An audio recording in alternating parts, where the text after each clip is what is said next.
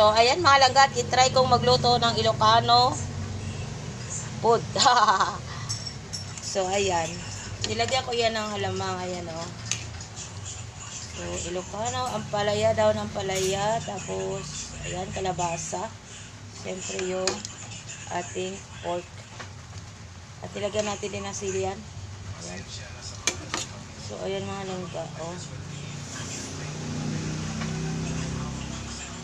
Ayan. Durog-durugin natin ito yung ano. Para maglasa yung ano. So, ayan mga langga. Tikman natin. Sarap. Dala, o tingnan mo lang.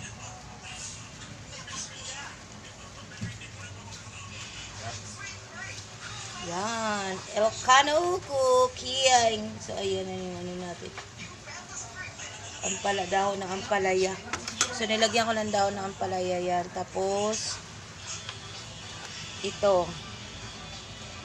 Ayan. Ang kanyang pinaka-asin. So, yummy yan mga palangga. So, hapunan natin yan. Ulam natin ng hapunan. So, ayan. Ampalaya. Ayan, masarap. Ayan. So, lalaki ng ribs ng pork. Ayan, may naman din siya. So, ayan. Napakasarap. Mapakla-pakla na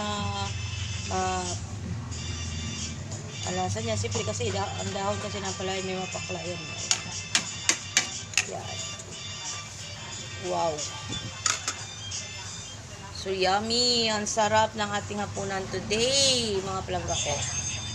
So, ayan mga langga, no? So, thank you for watching. Please support me and follow din po. Ayan. Thank you so much.